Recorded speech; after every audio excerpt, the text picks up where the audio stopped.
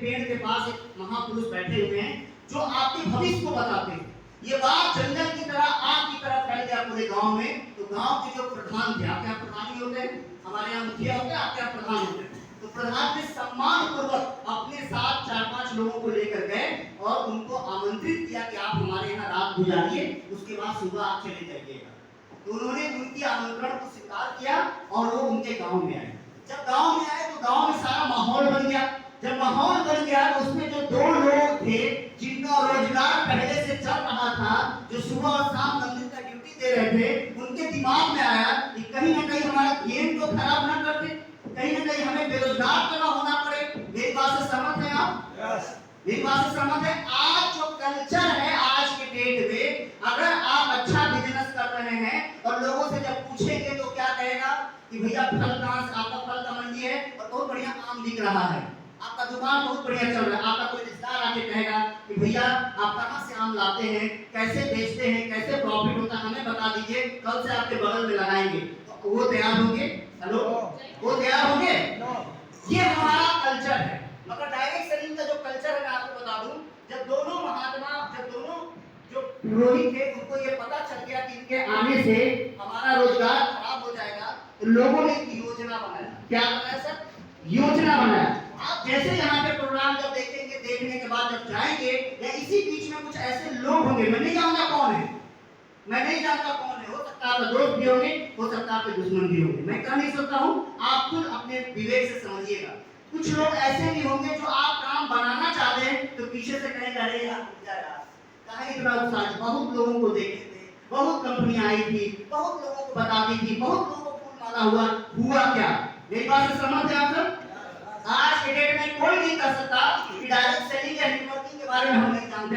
आज गांव-गांव में लोग इसके बारे में जानते हैं, मगर अच्छी क्या है बुरी क्या है आपको 2 घंटे के अंदर यहाँ पे समझ में आ जाएगा और आपको समझ में आ जाएगा कि इसको हमें क्यों करना है। तो जैसे पुरोहित लोगों ने क्या किया, एक योजना बनाया।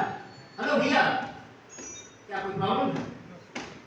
लोगों ने योजना बनाई कि इनको कैसे महात्मा को झूठा साबित करें। और उन लोगों ने क्या किया कि गांव में गए और जाके जंगल में गए और एक योजना बनाई। बोले कि जंगल में जाएंगे, छोटी सी गौरैया देख रहे हैं ना, गौरैया, एक छोटी सी गौरैया से भी छोटी होती है, जिसको बोलते हैं, क्या बोलते हैं, बहुत सारे लोग खाते भी हैं उसको, ईख में मिलता है, क्या बोलते हैं उसको? बगेड़ी। मैं चाहूंगा भैया के लिए जबरदस्त ताली हुई। पता नहीं समझ गए कि बगेड़ी जो होता है गौरैया से भी छोटी होती है, उसी साइज का होता है, उससे थोड़ा छोटा होता है।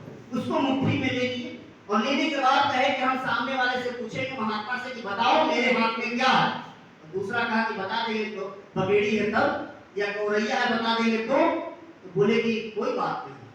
तब तो गांव वाले हम लोग को पीटेंगे। तो दूसरा उससे ज्यादा तेज था, बोला कि कोई बात नहीं। तो महात्मा जी से पूछे कि गौरैया जिंदा है या मर गई। अगर कहेंगे कि मर गई है तो हम तो जानते हैं कि जिंदा है, छोड़ देंगे, और कहेंगे कि जिंदा है तो छोटी सी जान में धीरे से दाब देंगे, सामने दिखा देंगे कि मर गई। मेरी बात समझ में आ रही? ये सवाल से महात्मा पूरी तरह से फंसने वाले थे और आप सब समझ सकते हैं कि इसमें कोई भी व्यक्ति को फंसा सकता है। ऐसे बहुत सारी चीजों आपको मिला होगा, अपॉर्चुनिटी इतना अच्छा मिला होगा, मगर झूठ इतने हावी हो जाता है कि वो सच भी कभी-कभी झूठ लगने लगता है। मेरी बात समझ में आया आपको? तो जब योजना बनाने के बाद इसी तरह मीटिंग चल रहा था, सामने बातचीत हो रहा था, महात्मा सब लोगों को बारी आ रही थी, तो वो धीरे-धीरे एक के बारे में विचार होता था। मगर पीछे से वो लोग सोचे कि मेरे पे अट्रैक्ट कैसे करेंगे लोग, तो पीछे से बोले हटो हटो।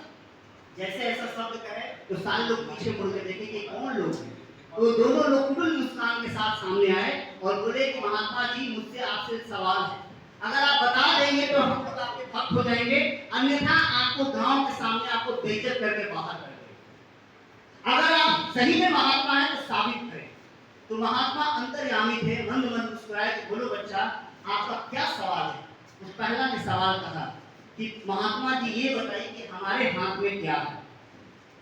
महात्मा मंद मंद मुस्कुराए और बोले कि तुम्हारे हाथ में एक नन्ही सी चिड़िया है। क्या बोले? नन्ही सी एक चिड़िया है। तो लड़ा उसको छक्का, मगर दूसरा उससे ज्यादा मुस्कुरा रहा था कि लग रहा है गांव वाला कोई बता दिया है। कोई बात नहीं, दूसरा जो सवाल है इसमें तो फंस जाएंगे और इसमें इनको बचने का चांस नहीं है। अपनी योजना से मुस्कुरा रहा था और उसने कहा कि महात्मा जी ये बताइए कि हमारे हाथ में जो वो जिंदा है या मरी हुई है, वो चिड़िया जिंदा है या मरी हुई है।